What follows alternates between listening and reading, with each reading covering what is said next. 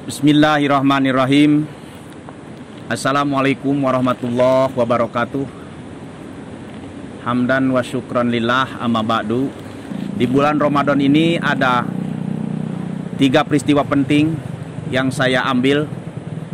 Pertama, bulan diturunkannya Al-Quran, tepatnya pada tanggal 17 Ramadan 13 tahun sebelum Hijriah Nabi Muhammad SAW.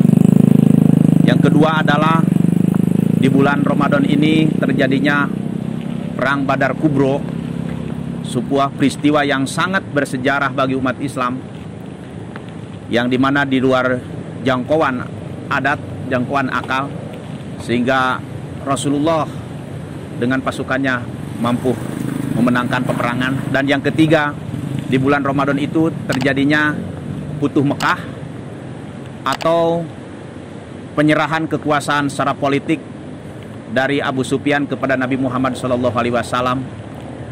yang tadinya adalah Rasul membangun politik Islam, kemudian Abu Sufyan sebagai tokoh yang ada di Quraisy, bahkan sebagai pemimpin Quraisy, semakin tertarik dengan pergerakan politik yang dibawa oleh Rasulullah SAW.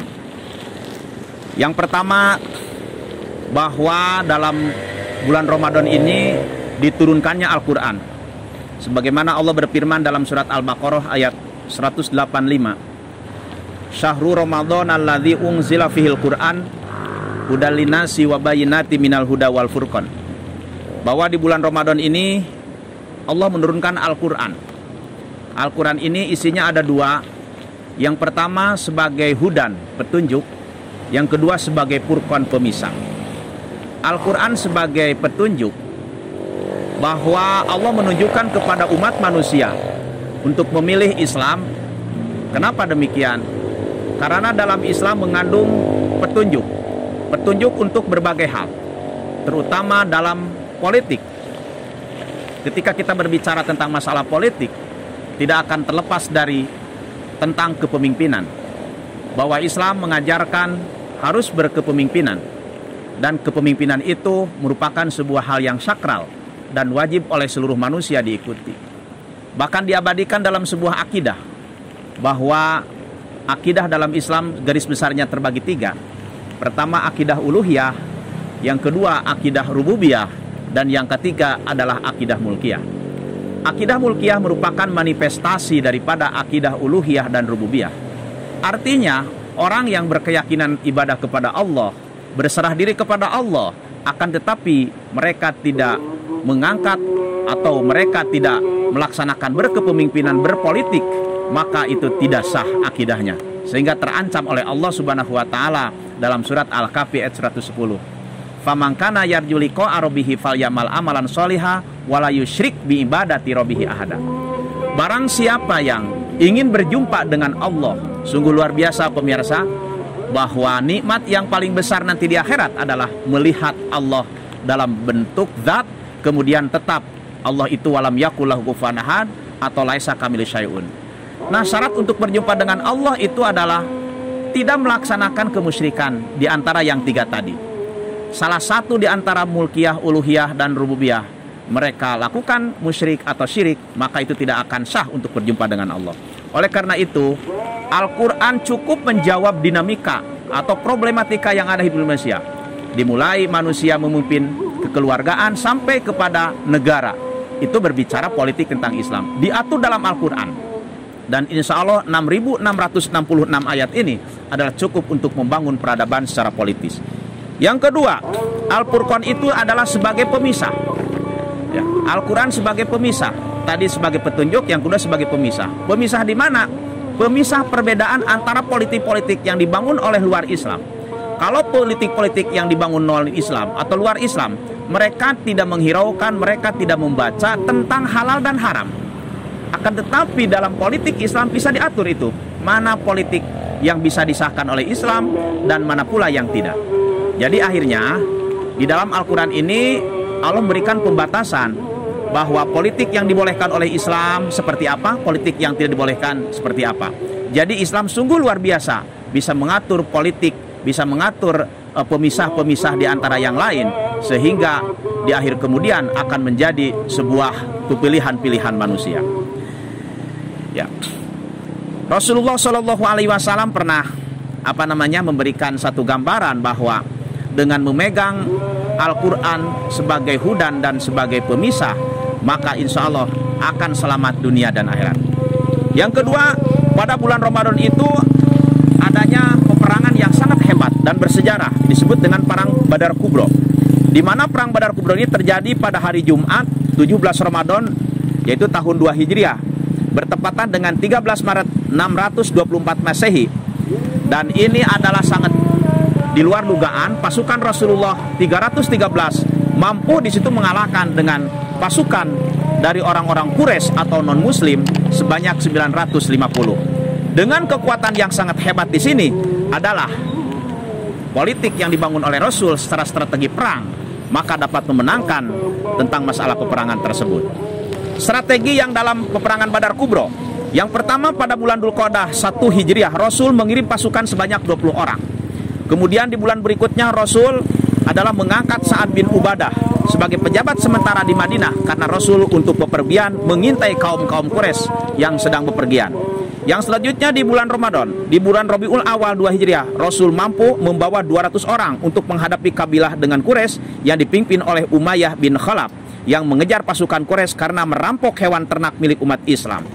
Yang selanjutnya bulan Rabiul Akhir 2 Hijriah, Rasul yaitu mengadakan satu strategi baru untuk mengirim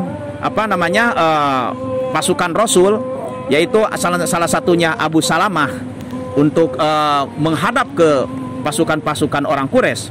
Dan yang terakhir di bulan Rajab, Rasulullah SAW mengirim pasukan ke Nahlah yang dipimpin oleh Abdullah bin Jahsy untuk mengintai pasukan Quraisy.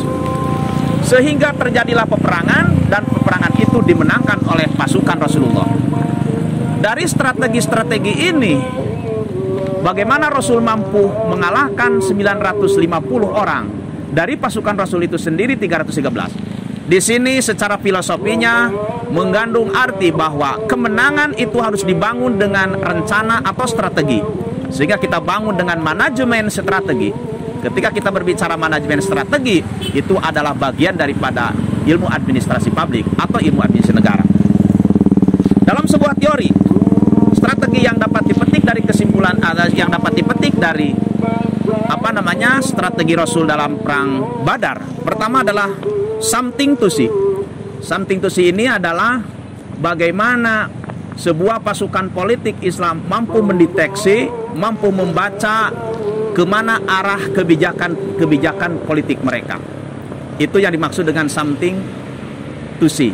Jadi mampu mendeteksi, membaca lawan politik. Sehingga para pemikir-pemikir Islam, para elit-elit politik Islam tidak hanya untuk menjalankan politiknya, akan tetapi politik itu harus dibangun seiring dengan sinyal-sinyal yang akan menjadi lawan kita. Yang kedua adalah something to do. Setelah kita membaca politik lawan secara perhitungan, baik secara untuk melawan peperangan secara fisik maupun mental, setelah kita membaca tadi, maka kita menghimpun kekuatan, membangun kekuatan, sebagaimana Allah telah mengarahkan wa'aidu lahum mastata'tum dalam Al-Quran, atau wal yahsyalladzina law taraku min khalfihim dzurriyyatan di'afa.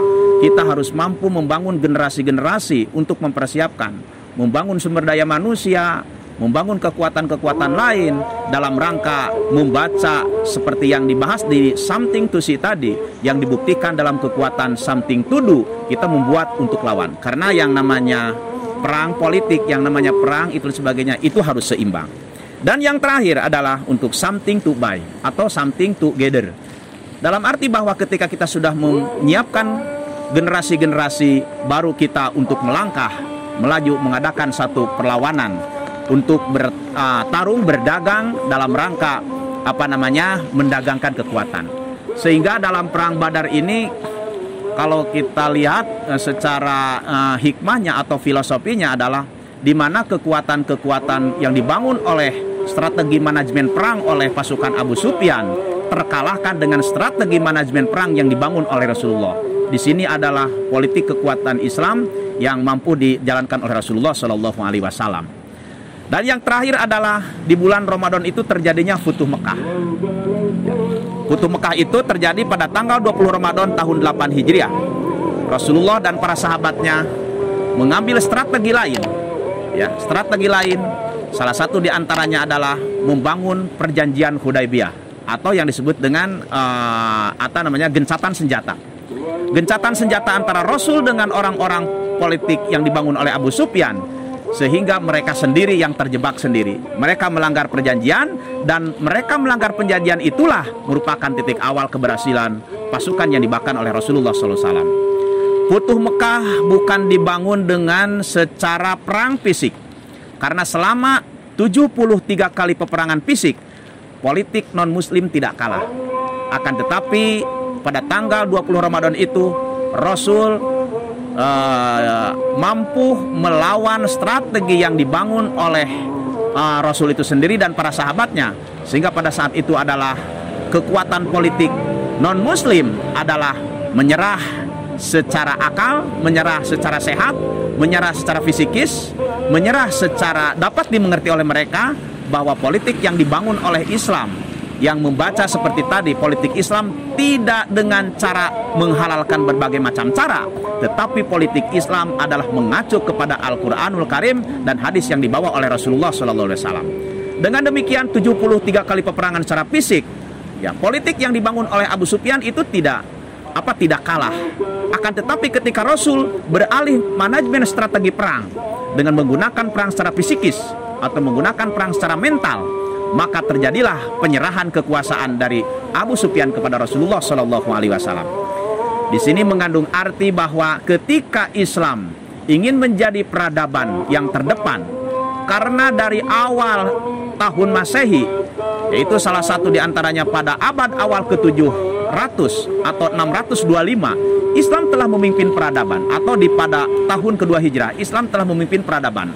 Ilmu-ilmu yang berhubungan dengan ilmu astronomi, ilmu falak, kemudian lahirnya Al-Biruni, kemudian ilmu fisika, kimia, lahirnya Ibnu Battuta, kemudian ilmu yang berhubungan dengan ilmu biologi, Al-Baitar, ilmu